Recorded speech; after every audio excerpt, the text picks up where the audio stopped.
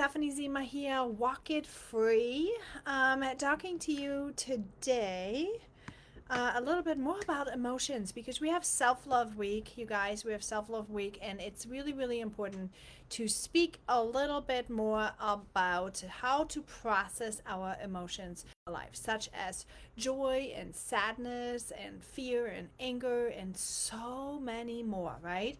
It is important to remember that it's totally normal to feel all of these emotions. Okay, there's no way out. There's no way of not. Hi, Ramona. Good to see you live. There's no way out of these emotions. Okay, there's absolutely none. You will experience those emotions. However, there's a difference in how we are processing them and what we can do with that process task that will actually make all the difference for you. So, the first step to processing the emotions is actually to acknowledge them. To actually acknowledge them. Acknowledge the emotions you are feeling and take a moment to really sit with them. It is important to remember that the feeling emotion is not the same as acting on them. So let's I had a note written down, but you guys know me. I always like to talk freely about those things. I don't really like to only go off my cliff notes, but it's important to have the cliff notes, right? Okay, so what does it mean to sit with an emotion? It took me a long time to learn this, okay? And the way how I understand it is when you sit with an emotion, that means that you acknowledge it first, you understand what you name it, okay? You identify that emotion, you figure out what exactly is it that I feel right now, because most of the time we react. We have this fight, flight, or freeze response. We are having reactions. We are like either running away, or we are like, freezing in our tasks when we are being encountered with something that's uncomfortable. And or we I mean, that's me. I am aggressive, right? I immediately come back with an answer, or like I'm immediately jumping into people's faces, and sometimes I'm thinking, why did I do that? Like, where's that come from, right? It's almost like a amygdala hijack, they call it. And those of us who have had trauma in our past, many of us did, we are not necessarily aware of the fact that we have amygdala hijacks and that we are like reacting faster than our brain can actually think about it. Okay, so if that is you, if I'm talking to you right now and you're feeling the same way, I want you to be patient with yourself, and I want you to kind of embrace that process a little bit. Okay, this is not a quick 1 2 3 let's go and no, you're healed, boom method. You have to understand that it takes time to understand what your emotions do, what your brain is doing, what your reactions are going to be, what your patterns are. All those things is really important. So when you are processing your emotions, what you want to do is you name it. What is it that I was actually feeling? Not the anger, because anger, for example, is just a masking emotion. Okay, you need to dig a little bit deeper there and really identify, what exactly am I angry about? What made me run away and go away right now? What made me freeze? What is beyond that first amygdala amygdala hijack emotion? What is there? Okay, so what is it? Name it, identify the emotions. That can really help you understand why you are feeling this way. It is super important. So then the next step would be to express the emotion. Talk about it. Now, not many of us can actually do that. Some of us have a longer processing time, and some of us do not have necessarily supportive, I have to be careful about this, supportive surroundings, because when you are talking about it, especially us women, sometimes when we talk about our emotions too much, it starts rippling affections in our surrounding, in people who are in our families, right? So you can't talk to your kids about it. So if you're a stay-at-home mom, who are you going to talk to? You're going to talk to your kid? You're going to, like, you can't talk to your kid about it. Often we are feeling isolated and we are having nobody around that we can actually talk deeply with. And then you, of course, have all that shame factor. So, this talking and expressing an emotion is not necessarily the easy part these days. We're all coming off of COVID. We're all kind of still, in this place where we are hanging together, and we are just having a little bit, like, we're hanging isolated in our homes basically. So who are you going to talk about? You can't post about it on social media, which some of us do, right? Some of us are talking, hey Mia, some of us talking on social media about it, and that's also maybe counterproductive to your business. And if you are running an online business, you don't really want to air your dirty laundry out there, but you somehow have to process these emotions. Okay, so processing these emotions, what you could do is you could write in your journal, for example. Journaling is something that I had to train myself. It's not something I did as a kid. Some people I know are super great in journaling. Some people are not really great. I had to train myself how to start journaling about those things. And I went through an area of growth on that. Like at some point I was writing out prayers, but then that felt weird. So now I'm just kind of like, I'm just going as I go. I talk to my journal as I thinking about the stuff. And this is how I process this. I write it down and I talk to it like I would be talking to a really good friend. Okay, so if you don't have anybody around, you can do it this way. You can actually talk about it this way. You can also have, and obviously this would be much better if you have actual friends that you can talk to. That would be great also. However, you have to watch that when you are processing emotions, you are not just venting. Okay, because that's what most of us do. Ugh, I don't want to do this. Ugh, I don't, it's this venting of emotions, and especially women do this a lot. The problem with venting emotions is that you are actually not processing them, you are making them more. Okay, you're making the negativity more, which is counterproductive to what you're really wanting to achieve. You're wanting to feel better. Okay, but when you're venting about them and giving them more attention than they need to, you are not healing them and you're not processing them. You're just exploding them, because now you are not just having them for yourself, but you're also like putting them onto your friend's plate. Okay, so be very careful with that. Process it with a friend and qualify it with, listen, I have to process these emotions here right now. Can I please process with you for a minute, and then qualify it as such so that the person knows that you're not just venting about it. Okay, so the key here is to actually just express in a way that feels safe to you and comfortable. Okay, so then the next step is, when you are you need to be processing your emotions is self-care, right? And everyone thinks about self-care just a little bit different, but go for a walk, listen to music, read a book, do something with that energy that is inside of your body. So your angry emotion, for example, will have and leave some kind of an energy inside of you, and it's probably not feeling really great. So you need to move that energy in your body around, because often when we move our state, our physical state of being, what's going to happen is your emotional response will also change. You're going to look at it, you're going to look at something that is actually looking a whole lot different when you look at from this angle. Okay, so sometimes you look from this angle, and then if you move your body, you look at the situation from this angle, feels already totally different. And that's basically reframing your emotions. Okay, so reframing is to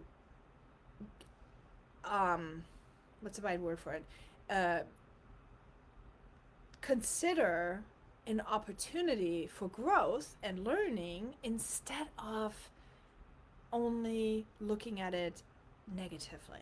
Okay, so when you have a negative emotion, try to view it with a curiosity of growth. What did I learn out of this situation now? What can I learn from this feeling? Is this feeling coming on all the time? Why is this coming on all the time? What about the situation do I maybe have to change? You know, ask yourself question, become really, really, really curious about what is going on here for me.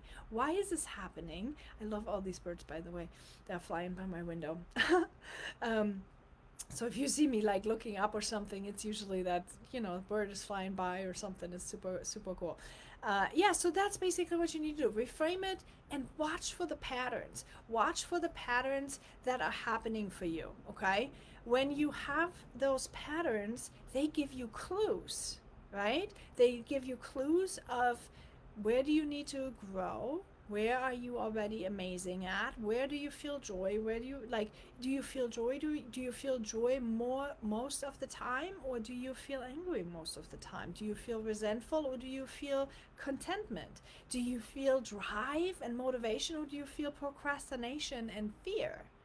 You know, you have to get really curious about what it is that you're actually feeling, because once you are aware, you can change, guys. You can change all the things. You can make different choices, because that is one of the amazing things about us being humans, right? We get to have choices. Like, that's super exciting. Once you start realizing it, it's super exciting that we get to have choices.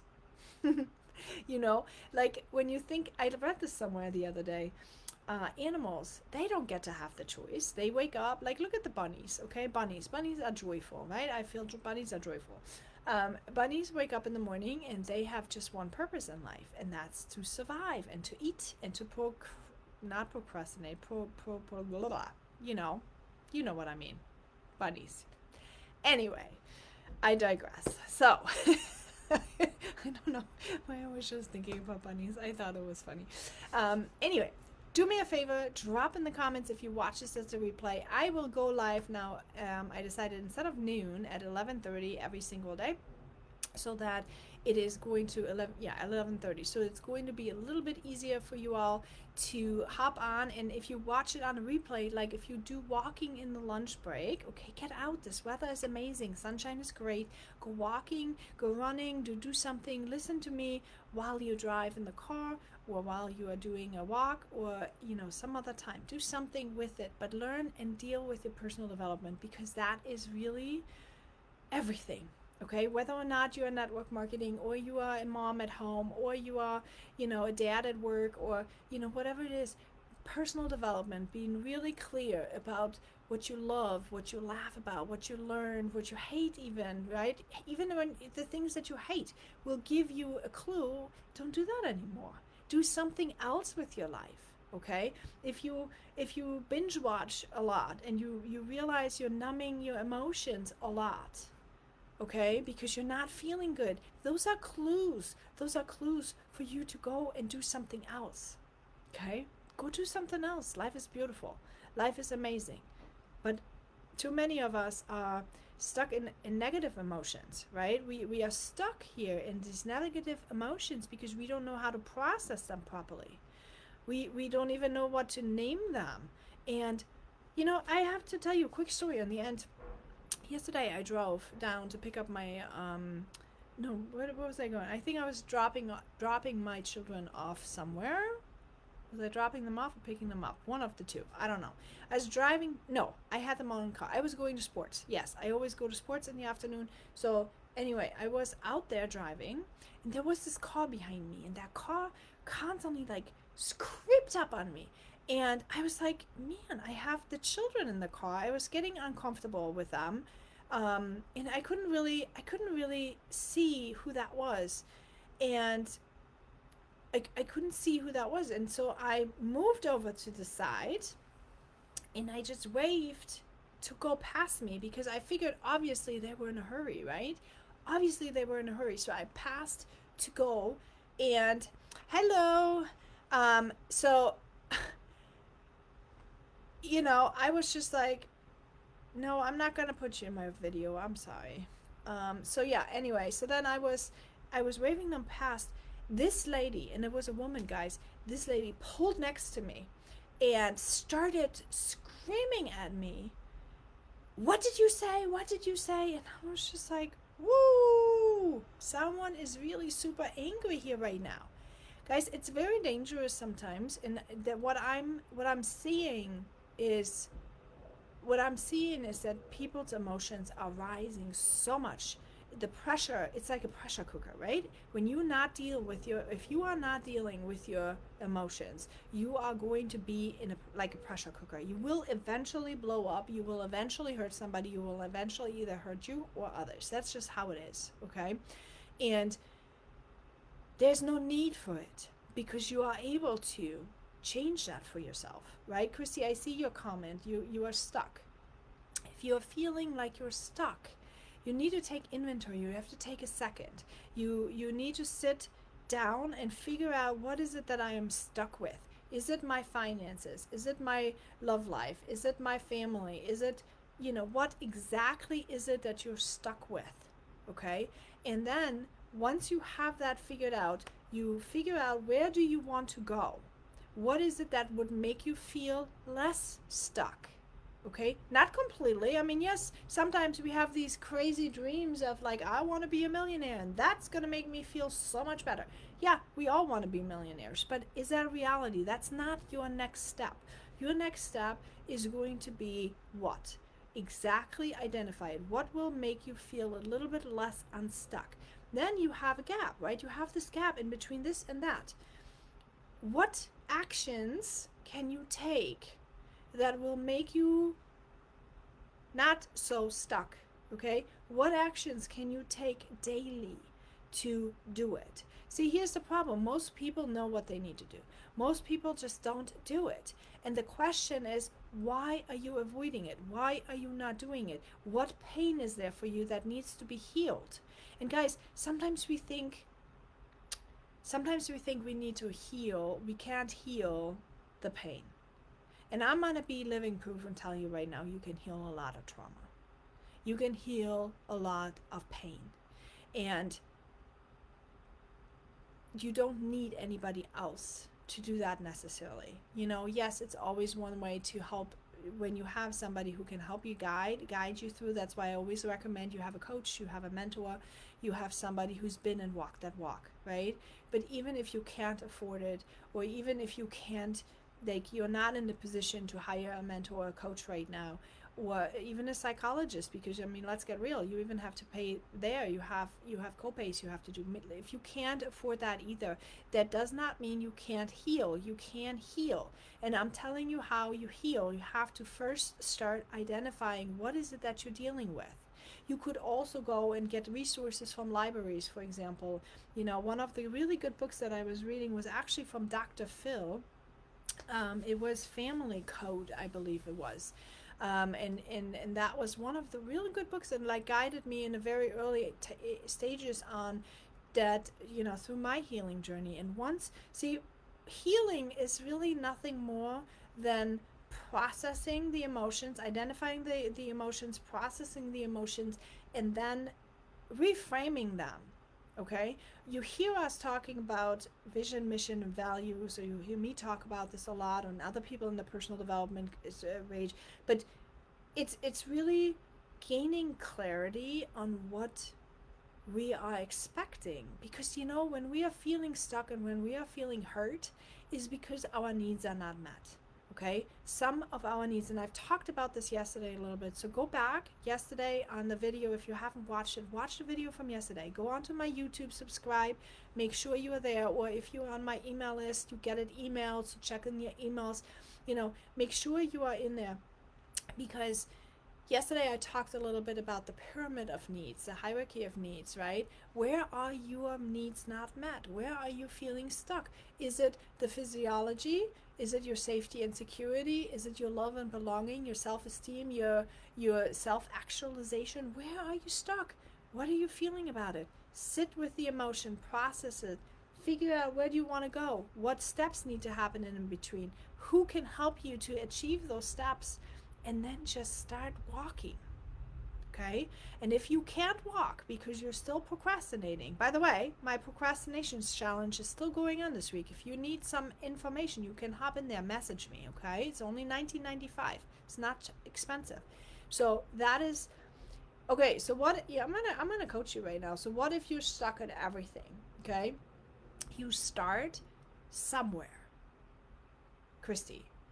Pick one thing that you start with, because right now, if your brain is thinking the whole time, that is amazing. Local church, yes. Stephen Ministry. See if your church has Stephen Ministry. If you cannot afford a mentor or a coach, look for a church that has Stephen Ministries. Stephen Ministers, I am a Stephen Minister too. Stephen Ministers have been trained to deal and coach you through some of the things that you've got going on. Definitely, Christy. Yes, yes, yes. That's a good way to look for this. But so for you now, okay?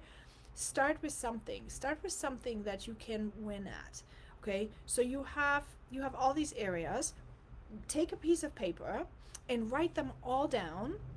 Write every area that comes into your brain, everything that's hurting. Write it down on this big blank piece of paper.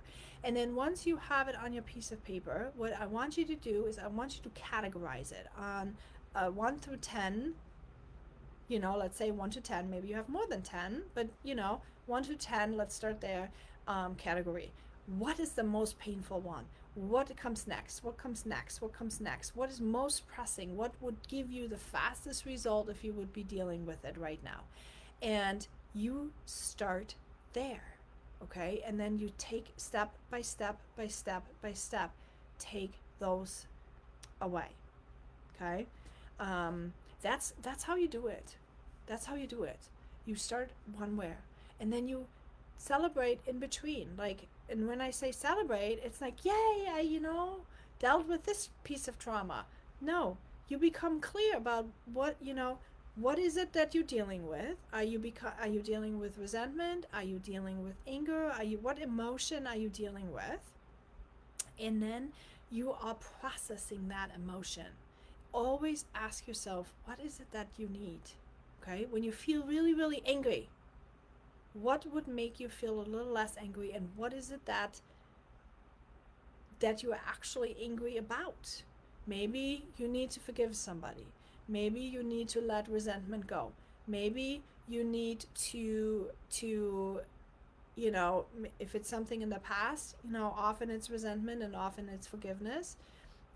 Maybe you need to write gratitudes about it. For example, I wrote gratitude for my parents over and over and over and over and over again, right? I wrote gratitudes for my ex-husband who abused me, right? I wrote gratitude for what did that do good for me? How did that pain that I endured, how did that help me? How did that benefit me? And yes, I'm not saying this is something like you're just going to go and journal really quick. No, it's a process where you sit and cry and cry and cry and try and try and try and do and do and do. But even when you sit and cry about it, okay, and you're feeling these emotions, that's how you process them. Okay, that's how you are processing it. And every single time that you are crying about it and working on it and journaling about it, that's when they get a little bit less. It's kind of like with the grief. Like when people are feeling grief, the more you process the grief, the more you let it go and flow through your brain, such as like clouds through your through the sky. The more you do that, the more you're going to actually feel better, because it comes, you feel it, and it's gone. And that's that. Okay? So I hope this was helpful, Christy, especially to you, because my heart goes out to you. And yes, if you need any lists of Stephen Ministries, let me know. Send me a message, please, and I'll maybe check with my church and see if there's anybody in your area that I can connect you with. And even anybody else, if anybody else is listening to this and is not in a position to pay for a mentor or use the free resources or anything like that, feel free to send me a message, and I'll see if I can connect you with one Stephen Minister leader somewhere in the country, wherever you are. Okay? Okay, I hope this was helpful. Love you all.